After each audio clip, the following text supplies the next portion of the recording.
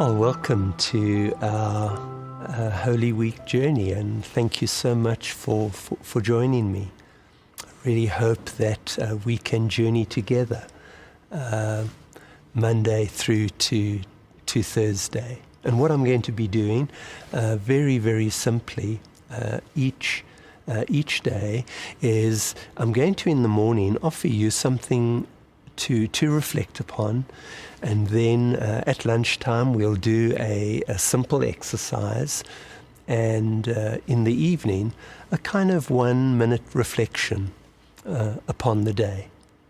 And I really hope that this is going to help us as we journey together to arrive more prepared to enter into the deep events of Good Friday and Easter Sunday. Now, what I've chosen as a theme for our week together is the theme, following the Jesus way. Following the Jesus way.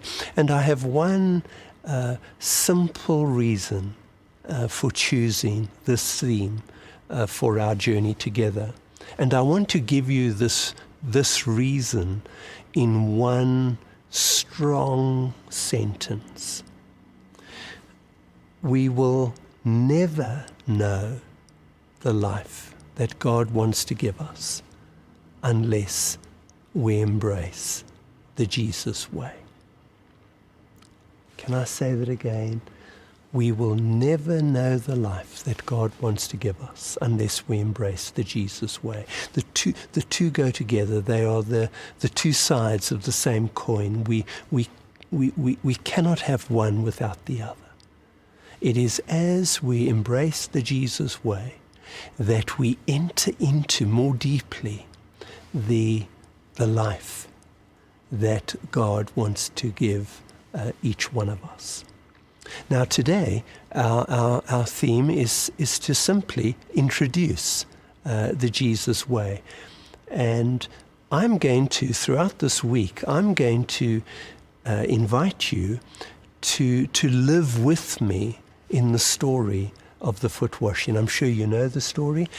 We find it in John chapter 13, and you may like to read it often, again and again, through this week. That night, the night before Jesus is executed, he brings his disciples together, and you may remember he washes their feet. And then at the end of that foot washing moment, he speaks some very important words. And I want to share those words with you right now. He says to his disciples, he says to us, I have set you an example that you should do as I have done for you. Now I want to point out that phrase, I have set you an example, is a phrase that appears nowhere else in any of the Gospels. This is the only time Jesus says, I have set you an example. And the Greek word for example is a very interesting word. It comes from the world of dressmaking, and it's the Greek word for pattern. Now, I know nothing about making dresses, but I chatted to Debbie and I asked her, I said, what is a pattern? And she just explained to me, I never forget, that you can have, different kinds of fabric and colors and sizes of dresses, but you have the same pattern. You can have the same pattern.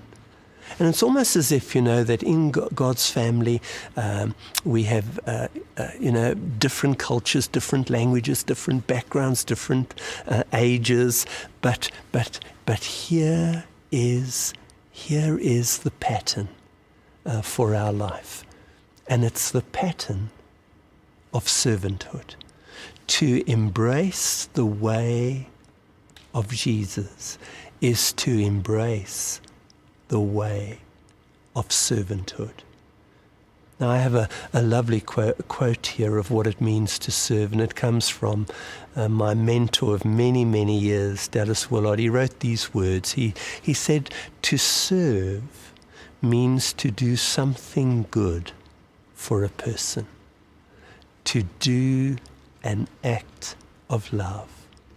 To serve means to do something good for a person, to do an act of love.